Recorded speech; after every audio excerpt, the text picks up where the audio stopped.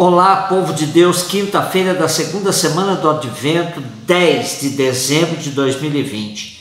Nossa reflexão de hoje é a partir de Isaías 41, de 13 a 20 e de Mateus 11, de 11 a 15. Continuamos com a reflexão sobre as imagens de Deus, pois Isaías apresenta no trecho de hoje uma outra face de Deus que circulava no meio do povo de Israel. Trata-se do Deus vingador ou resgatador, em hebraico, Goel. O sentido disso vemos, por exemplo, em Levítico 25, que fala do resgate. A terra não será vendida perpetuamente, pois a terra me pertence, vós sois para mim estrangeiros e hóspedes. Para toda propriedade que possuirdes, estabelecereis o direito de resgate para a terra. Se o teu irmão cair na pobreza e tiver de vender algo do seu patrimônio, seu parente mais próximo virá a ele, a fim de exercer o direito de resgate. E mais contundente, o livro de Números 35 apresenta esse direito dizendo: o vingador do sangue matará o homicida. Quando o encontrar, matá-lo-á. Nessa perspectiva, Isaías afirma que o povo oprimido tem sempre um resgatador, um defensor, um vingador, o Goel. E é o próprio Javé, aquele que fez aliança com os patriarcas do povo.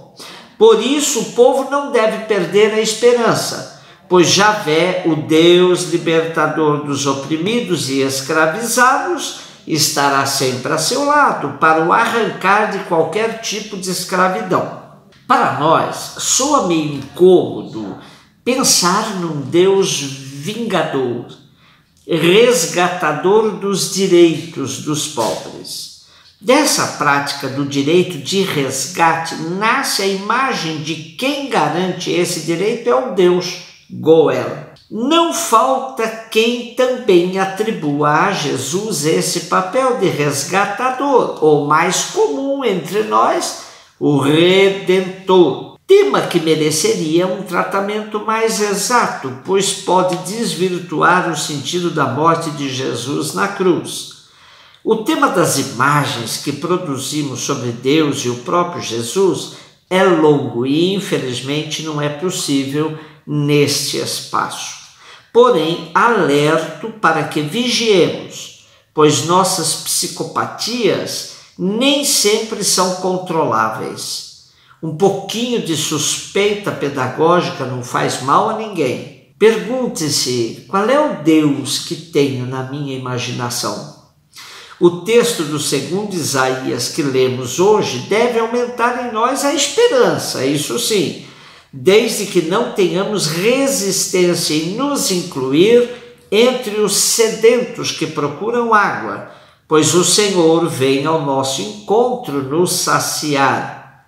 Tema propício para o Advento. Para o povo de Israel, Isaías está apontando um novo êxodo, mas por um deserto florido, onde jorra água em abundância e todos os pobres poderão saciar sua sede. Mateus 11, de 11 a 15. O capítulo 11 de Mateus começa uma sessão narrativa onde o destaque inicial é a questão dos discípulos de João Batista que vão até Jesus com a incumbência de lhe interrogar a mandado de João, que está preso. És tu aquele que há de vir ou devemos esperar outro?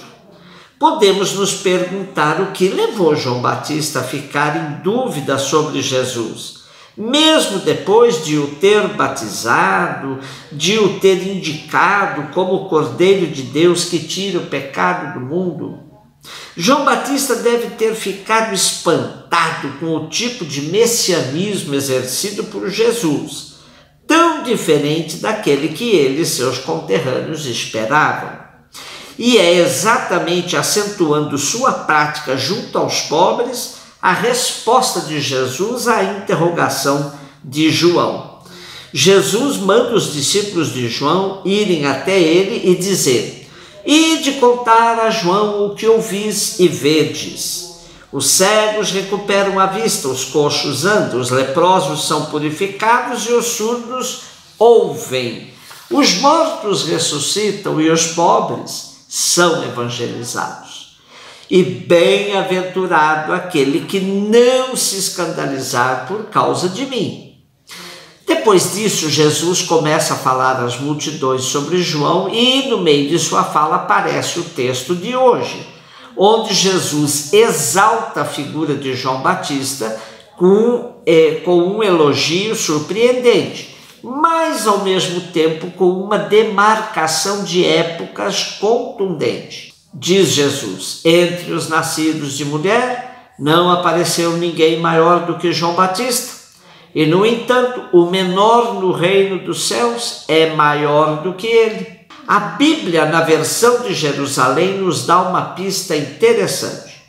Pelo simples fato de pertencer ao reino, ao passo que João, como precursor que era, parou a entrada. Essas palavras opõem duas épocas de obra divina, sem depreciar em nada a pessoa de João.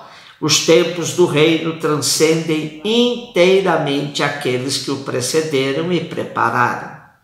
O nosso texto de hoje ainda apresenta outra frase questionadora de Jesus. Desde os tempos de João Batista até agora, o reino do céu sofre violência e os violentos se apoderam dele. Porque todos os profetas e a lei anunciaram isso até João. E quer acrediteis ou não, ele é o Elias que estava para vir. Quem tem ouvidos, ouça. Uma vez mais nos servimos da Bíblia de Jerusalém para entender esse texto, onde ela apresenta algumas hipóteses de interpretação.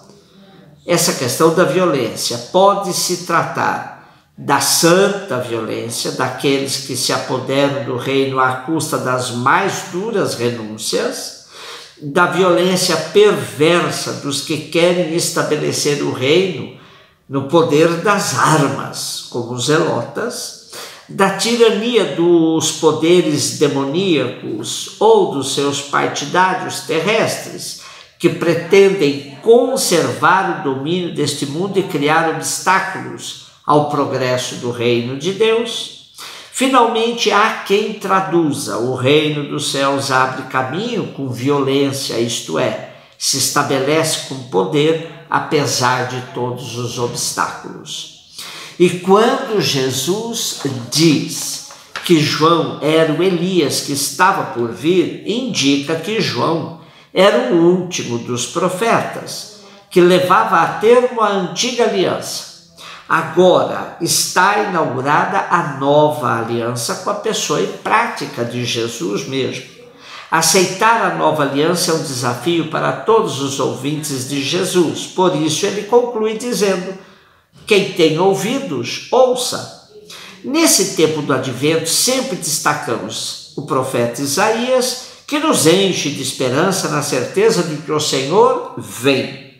Destacamos João Batista, que nos indica o caminho da penitência e conversão para irmos ao encontro do Senhor. E ainda emerge com força a figura de Maria, pois ela é modelo daqueles que sabem recepcionar o Senhor, acolhendo-o no seu ventre e dando-o ao mundo como nosso único e insubstituível Salvador. Continuemos, pois, no espírito do advento, nos preparando para a dupla vinda do Senhor, a do fim dos tempos e a do Natal, que se aproxima e é sinal da vinda definitiva.